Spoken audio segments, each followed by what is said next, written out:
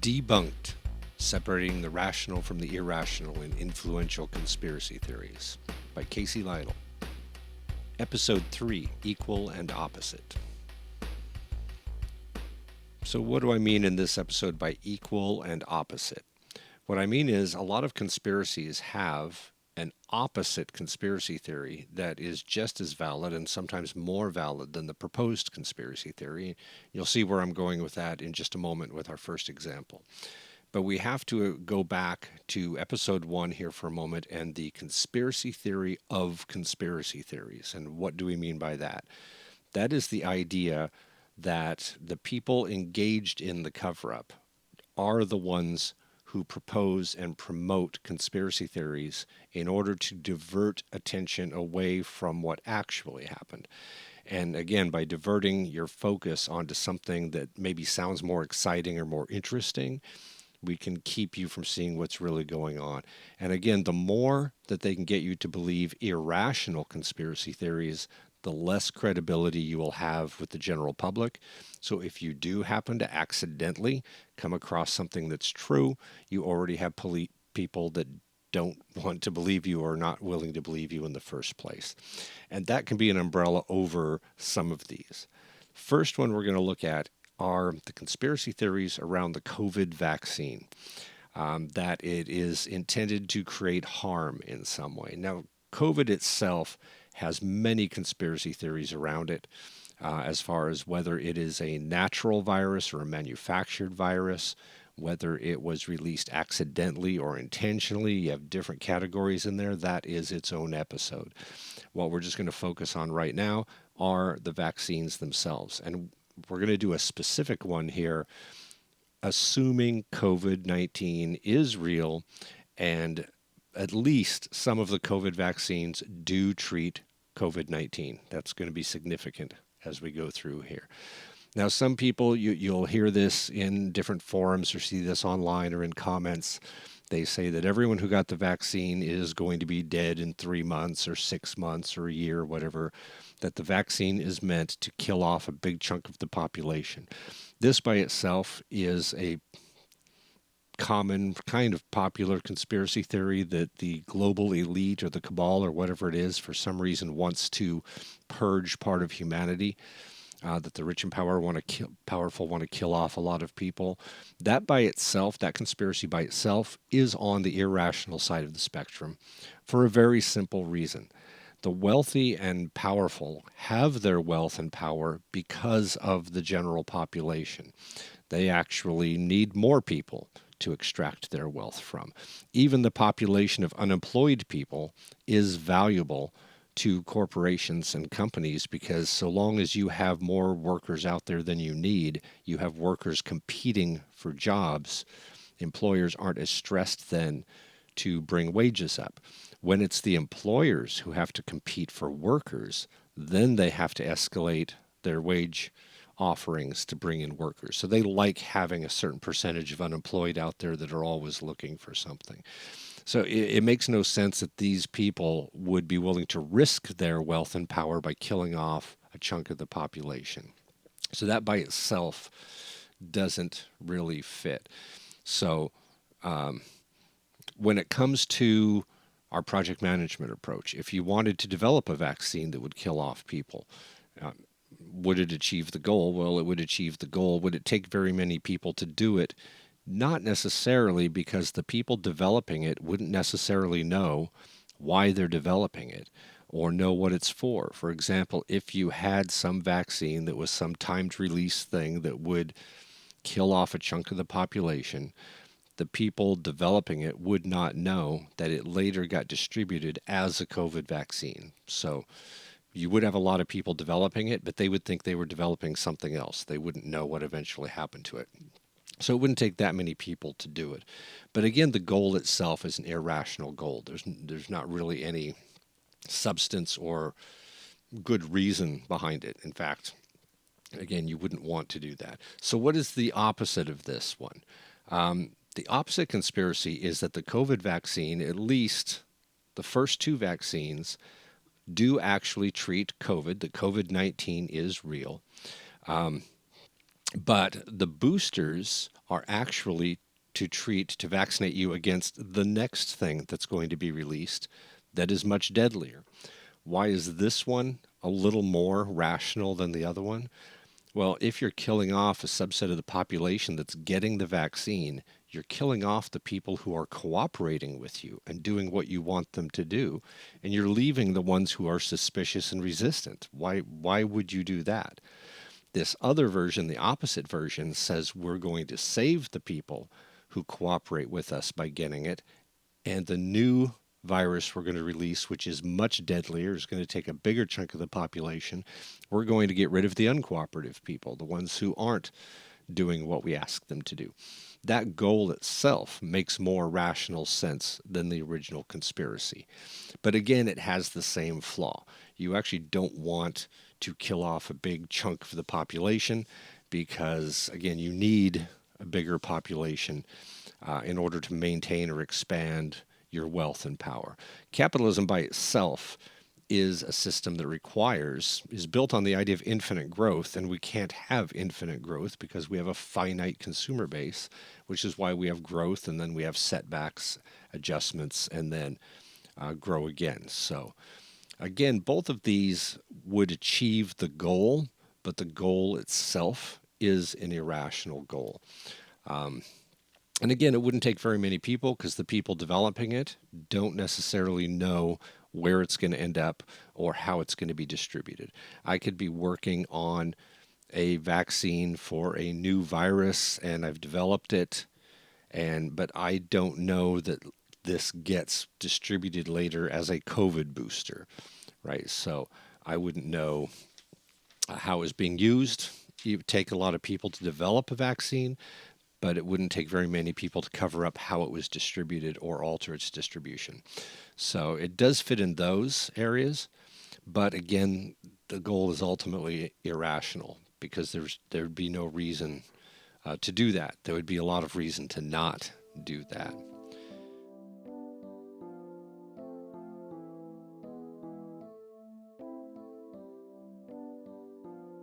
Another one that has kind of an opposite, or at least an alternative conspiracy, is the idea that the September 11th attacks were an inside job.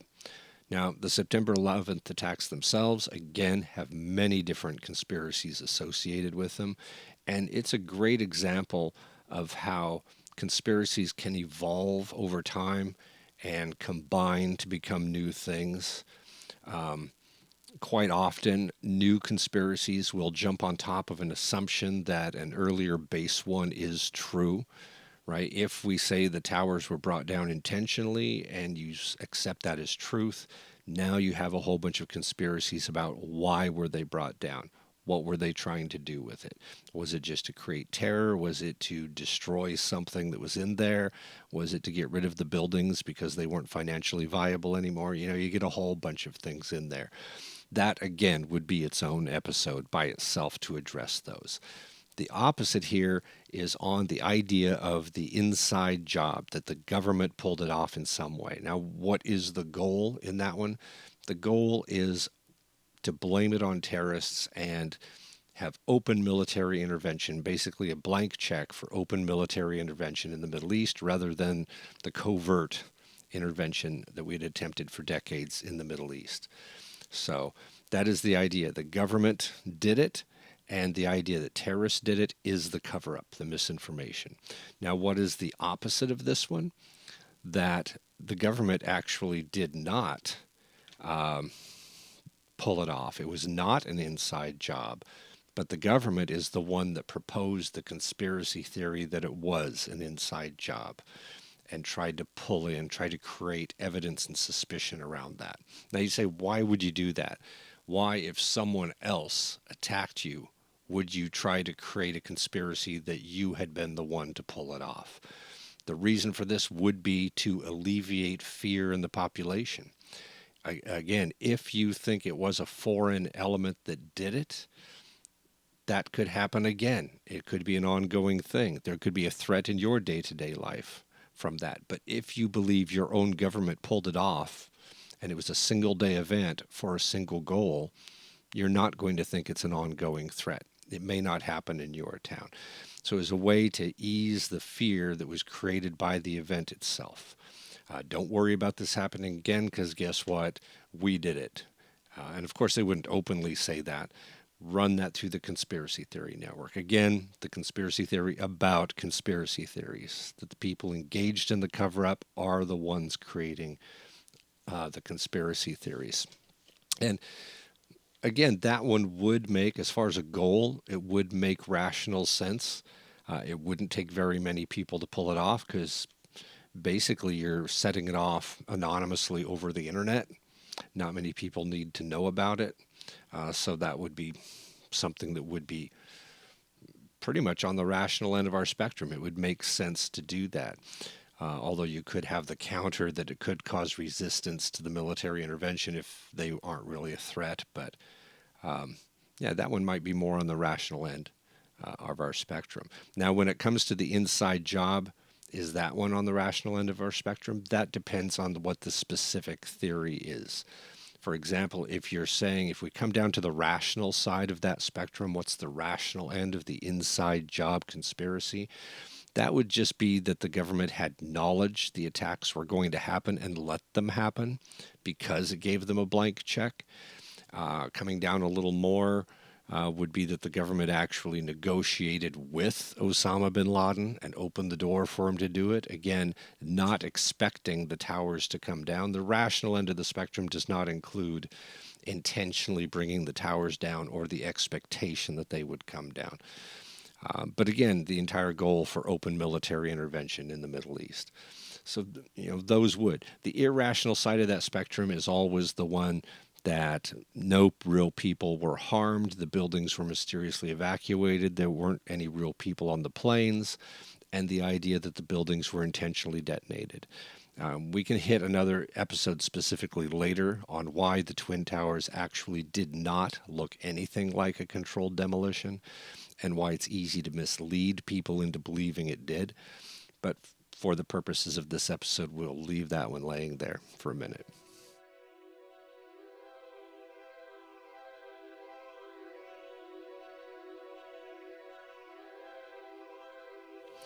Another one that has kind of an opposite, or at least alternative that's close to an opposite, is the Kennedy assassination and the idea that Lee Harvey Oswald was working for or set up by someone else. And it was some other group that pulled it off. Now, the official record is that Oswald was a lone wolf. He wasn't working for or with anyone else. He just had the opportunity and he carried it out. And people feel that that's a cover-up for what was really going on. Was it the Soviet Union? Was it Cuba? Was it the mob? Was it the CIA that pulled it off? But the official record kind of exonerated all of them. Now, the idea of him working with someone else is not necessarily irrational. It could be on the rational side of our spectrum.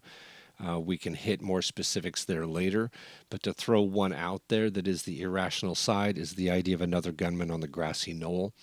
If you're going to pull off something like this and you have someone at a higher elevation isolated from the public, you are not going to risk putting someone at ground level where you can't control who's going to be around or who might see you or who might keep you from escaping.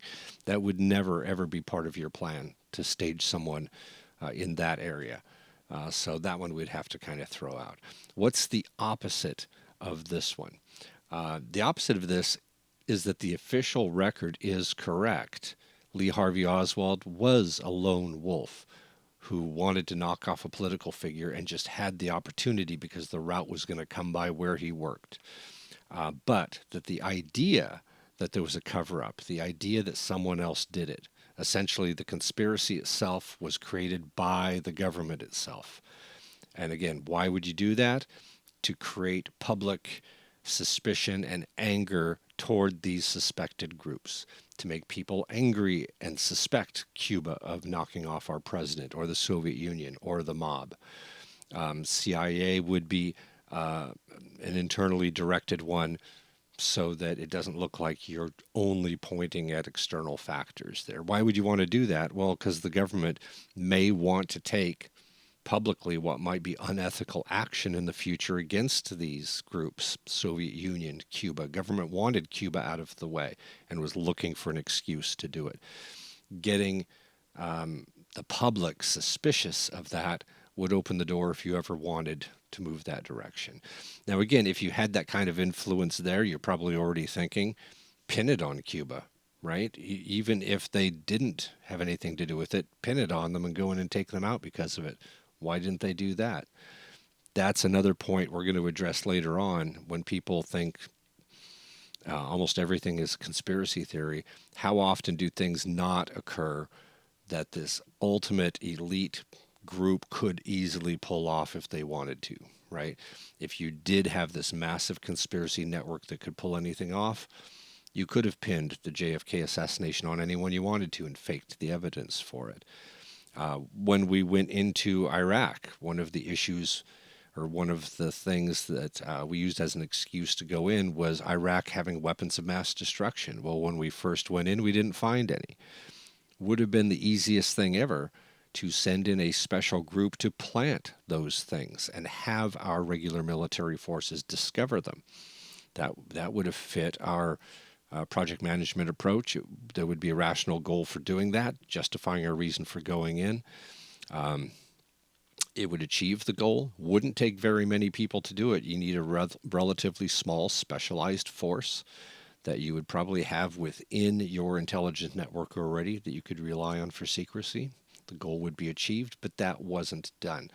The Bush administration took the hit on that, even though they could have done it. Right? If the Clintons had all this power to get rid of their enemies, they claim they do, Monica Lewinsky and Linda Tripp shouldn't have survived long enough to become controversial. There should have been some weird murder-suicide or robbery or something else that conveniently got them out of the way, but that didn't happen. A lot of the stuff around the Clintons, we may do an episode on that later. It always seems to be people who aren't necessarily any kind of threat. They are a speculated or assumed threat, and sometimes they're made-up threats. We'll see one of those later on where they say this person died, they were associated with some court case, when there is no evidence they were associated with the court case. The last one here, this one will get me some hate mail. The 2020 elections, right? The GOP claiming that it was a fake election or is fraud or millions of invalid ballots were pushed in for Biden. And of course, there's no way in conspiracy theory circles to debunk a believer on this. But one of the problems with this is that it would be functionally very difficult, if not impossible, to do something like this to that magnitude. We're talking millions of votes.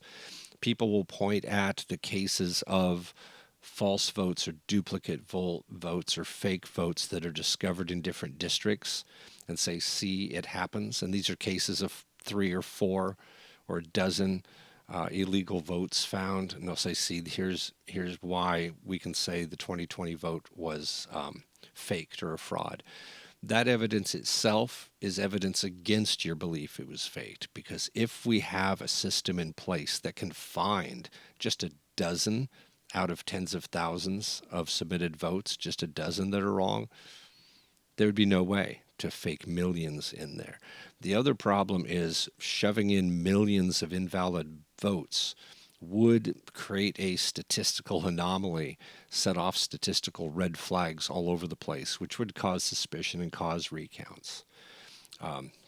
So the fraud itself idea is more on the irrational side of our spectrum simply because of the systems that are put in place to prevent it.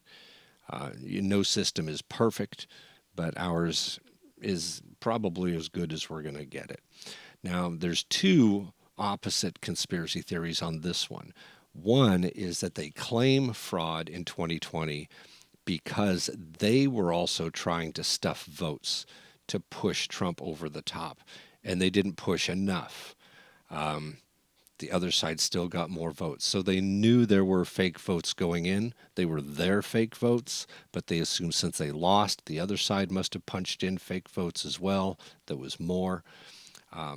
wouldn't this create our same statistical problem? Well, if both sides are doing it, you may proportionally smooth out the numbers enough that the statistics might not red flag, but you're still going to have districts that have unexpectedly and nearly statistically impossible voter turnout compared to the number of registered voters that are in that district. And so again, that would red flag it all over the place. Now, I said there were two here. The other one is that they were certain of fraud. That gave Biden the win in 2020 because that's how they had gotten the win in 2016, that they had done invalid and fake ballots to push Trump over the top in a couple districts. Now, that one is actually a little more valid if you look state by state. Now, again, I'm not endorsing this. I'm not saying it's true. But Trump won in a couple states. I believe Michigan was won by a very narrow margin.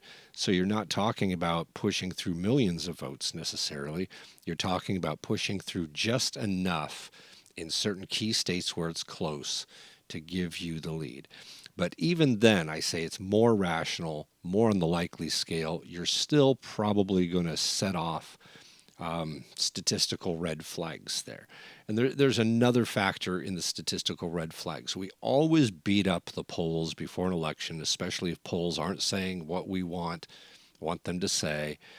After 2016, people were saying, how were the polls so wrong because the polls were leaning toward Hillary? The polls weren't really that wrong. It's that we were too kind of narrowly focused on what the polls were saying. What we didn't pay attention to, or what we don't pay attention to, is the margin of error. And that's when we say that one candidate is ahead by a certain number of points, and we say plus or minus however points, plus or minus 3 points, or plus or minus 5 points. What that means is wherever that candidate is, when, let's say, for example, a candidate has 51% of the vote in a certain area, or is estimated to, over another candidate, and they say 50 leads by 51% plus or minus 3. Okay, around that 51, that means between 48% and 54%. What the statistics are really predicting there is that whoever wins is going to be somewhere in that margin, likely in there. If the other candidate has 49% of the vote estimated at the moment, that puts them in that range of 48 to 54. They are within the margin of error of the other candidate. So if that lower candidate turns out to win, stats are saying that's still a possibility. It's not statistically unusual. And that's what we found in 2016. Where Trump took states that Hillary had been leading, he was within the margin of error. It's just that Hillary supporters were overly optimistic in seeing where the stats were saying she was leading on some of them. We ignore the margin of error. In 2020, people who were very confident Trump was going to win, the outcome also was within the margin of error of the polls prior to. So if you're going to say you're going to fake the election, that means you have to fake all those polls as well. So there's no statistical anomaly there. And not all of those polls are leaning one political direction over another. You have independent groups doing independent polling, and ultimately we do what we call the poll of polls, and that doesn't mean it's the ultimate best poll. It means it's a collection. We're merging together, grouping together different polls to see what the overall picture is looking like. And again, statistically, both those elections were within the margins of error. There was nothing statistically anomalous or any red flag there that would set it off. Whereas if you were going to fake in a bunch of, push a bunch of fake ballots in there, especially if we're talking thousands or millions, you're going to set off red flags all over the place. And not everyone is going to go along with it. Again, in 2020, there were Republican officials in districts that went Biden. So you're saying that they were in on it. Even the Republican Party was in on it. That would, again, putting our project management approach on it, it would take too many people. It would be impossible to keep it secret, especially the number of people that would have to be in on it. You're talking, hundreds, if not thousands of people. Plus, who are the people producing and shoveling in these fake votes that aren't being discovered, right? How do you keep those from setting off alarms, essentially, when you get to the point of counting them and doing recounts and verifying identities and registered voters? So, yeah, that whole thing falls on the irrational side of our spectrum. But again, one side says the Democrats put in a bunch of fake or fraudulent votes. That's the irrational side of our spectrum. The counter to that is that the Republicans were the ones shoving in a bunch of invalid or fake votes. That's also on the irrational side of our spectrum. So, again, for a lot of different ones, a lot of different conspiracy theories, you can go the opposite direction with it and be as valid or even more valid. Again, to go back where we just went, the idea that if vaccines are killing people, it would be much more rational if you're killing off your opponents, not the people that are going along with you to get them. You would more likely give them vaccines to protect them from the next thing you're going to release. And, if we go along with the idea that COVID was intentionally released, then it would fit into that conspiracy that it was intentionally released to see who would take the vaccine, who would follow along with the government regulations. So we can target a population that is not being cooperative to be the ones you want to get rid of. But again, final reminder, the whole goal of wiping out a big chunk of the population is an irrational goal by itself. Again, if you were to wipe out a third of the U.S. population, you probably wipe out a lot of the tech industry, because you're going to create a greater need for jobs at just the basic support level of your culture. You need a certain number of excess workers in a culture before you can start producing technologies that aren't necessary for day-to-day survival. You remove a third of the U.S. population for whatever reason, and now you're going to need more truck drivers and farmers and people in distribution centers because you just lost a bunch of them. You're not going to have a bunch of extra workers to be manufacturing high tech that you can live without for a period of time until you get your internal infrastructure stabilized again. So again, all it would do is create chaos. The powerful people would lose their power. There'd be no reason for them to do it. The irrational end of the spectrum. So hopefully made you curious, interested, angry, whatever it is on this one. Hopefully curious enough to lure you back for episode 4. Thank you for listening.